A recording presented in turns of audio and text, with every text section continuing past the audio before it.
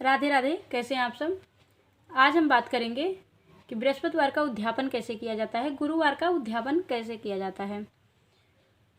इस दिन हमें कैसे उद्यापन करना चाहिए, इसकी विधि क्या है, इसका नियम क्या है, तो इन सब बारे में बात करेंगे। अगर आप मेरे चैनल पर नए हैं तो सब्सक्राइब कर लीजिए और बेल आइकन को प्रेस कर लीजिए ताकि नए वीडियोज़ की नोटिफिकेशन आपको सबसे पहले मिल सके। और अगर वीडियो पसंद आए तो शेयर ज़रूर कीजिएगा। तो चलिए हम बात करते हैं सबसे पहले बृहस्पतिवार का नियम। देखिए, हम लोग बृहस्पतिवार जब व्रत करते हैं तो हम लोग संकल्प लेते हैं कि हम 16 बृहस्पतिवार का करेंगे या फिर 3.25 महीने का करेंगे, ऐसा कुछ संकल्प लेते हैं। जो हम लोग संकल्प लेते हैं तो संकल्प जब पूरा हो जाती है उसके बाद उद्यापन करना होता है। जैसे हम लोग 16 बृहस्पतिवार का संकल्प लिए तो 16 पूरा व्रत करेंगे, तो 17 जब आएगा बृहस्पतिवार तब हम लोग उद्यापन करेंगे 17 बृहस्पतिवार के। तो 17 बृहस्पतिवार पे करेंगे।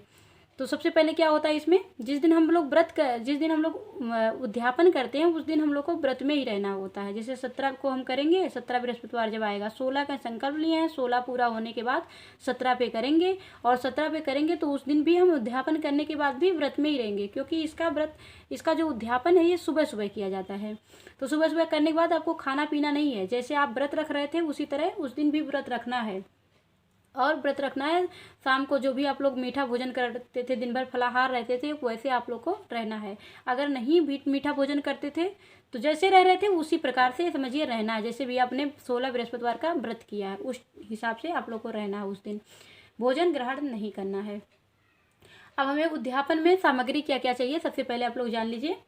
मैं बहुत कम से कम सामग्री बता रही हूँ, आप इससे ज़्यादा कितना भी ले सकते हैं, लेकिन मैं बहुत कम से कम सामग्री बता रही हूँ कि खुद से कैसे हम लोग बृहस्पतिवार का उद्यापन कर सकें। तो चलिए मैं बताती हूँ। सबसे पहले आप लोग 1.25 किलो चने का दाल ले लीजिएगा, 1.25 किलो केला ले लीजिएगा, किलो में मिल रहा है तो 1.25 किलो ले लीजिएगा, और दर्जन में मिल रहा है तो 1.25 दर्जन ले लीजिएगा, और 1.25 मीटर पीला कपड़ा ले लीजिएगा, और 1.25 किलो बेसन का लड्डू ले लीजिएगा, और 1.25 किलो गुड़ ले लीजिएगा। ये भाई बहुत कम से कम इतना रखिएगा ही मत। और उसके ऊपर दक्षिणा रख लीजिएगा, कपड़े के ऊपर दक्षिणा रख दीजिएगा। कम से कम 1 से 1 रुपया दक्षिणा रख दीजिएगा।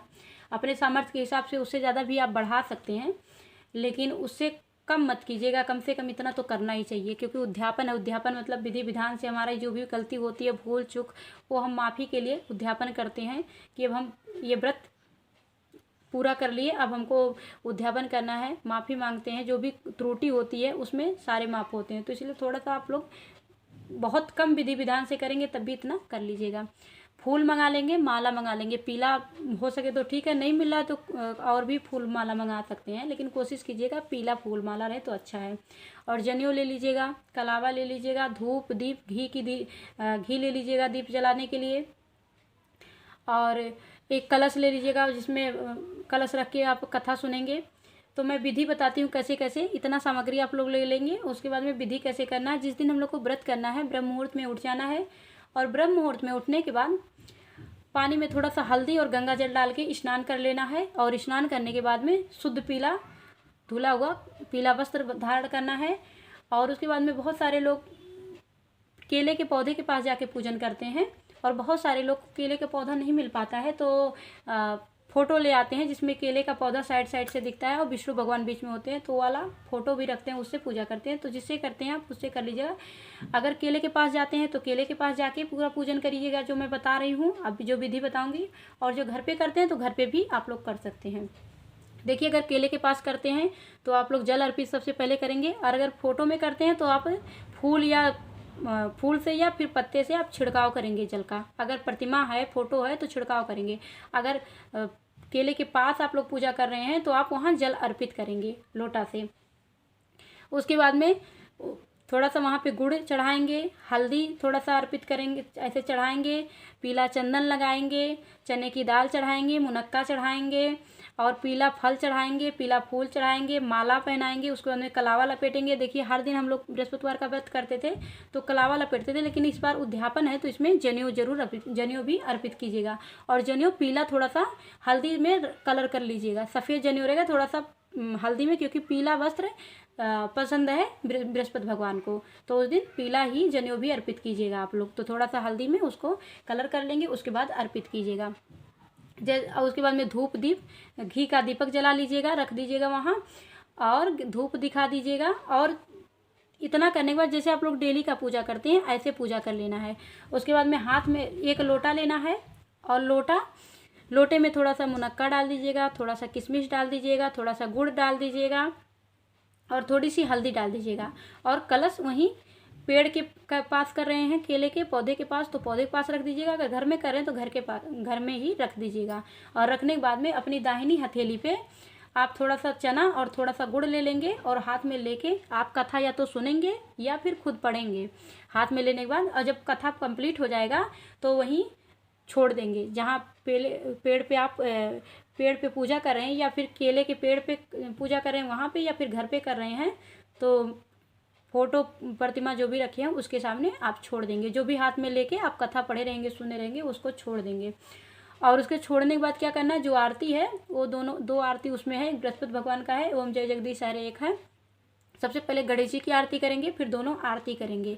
आरती करने के बाद हम क्या करेंगे, जो भी सामग्री हम बताए हैं, पीला चना, जो भी 1.25 किलो चना, पीला फल, पीला जितना सामग्री पहले हमने बता दिया है, गुड़, सारा वहीं बगल में रखे रहेंगे। पूजा करने के बाद क्या करेंगे, सारा इकट्ठा रख लेंगे। और इकट्ठा रखने के बाद आप हाथ में पानी लेंगे और पानी लेके आप क्या करेंगे, ऐसे जो भी सामग्री रखे हैं, 1.25 मीटर कपड़ा, दक्षिणा, सब दक्षिणा पहले मत रखिएगा। पहले आप पानी हाथ में लेके और उसके बाद में ऐसे घुमा दीजिएगा। सारे सामग्री पे आप पानी लेके हाथ में और सारे सामग्री पे ऐसे घुमा दीजिएगा। और घुमाने के बाद आप क्या करेंगे, उस पर फिर दक्षिणा रख देंगे और क्षमा याचना कर लेंगे। और उसके बाद में परिक्रमा उसी जगह पे घूम के लगा लेंगे। अगर घूमने वाला गोल में जगह है तो गोल में, और नहीं तो घूमने वाला गोल में जगह नहीं है तो आप उसी जगह पे ऐसे 4 बार परिक्रमा लगा लेंगे। विष्णु भगवान की 4 परिक्रमा होती है, तो आप लोग 4 परिक्रमा विष्णु भगवान की लगा लेंगे उसी जगह पे।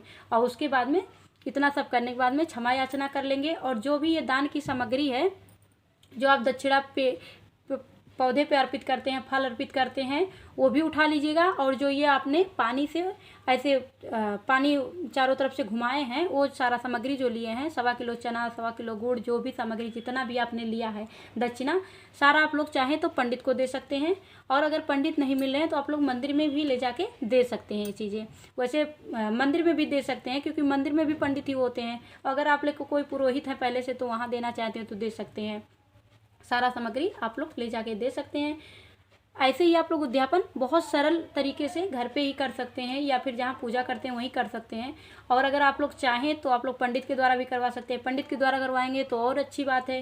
वो मंत्र के द्वारा वो सारा चीज़ करेंगे, आवाहन करेंगे, सब चीज़ अच्छे से करवाएंगे। तो जैसी आपकी सामर्थ्य होगी वैसे कीजिएगा। मैं तो आपको सिंपल तरीका बता दी कि घर पर कैसे किया जाता है। और लास्ट में हो सके तो छोटा सा पंचमेवा का हवन भी कर सकते हैं। अगर हो सके तो थोड़ा सा दिया में भी कर सकते हैं, तो बहुत अच्छी बात है। जय बृहस्पति देव।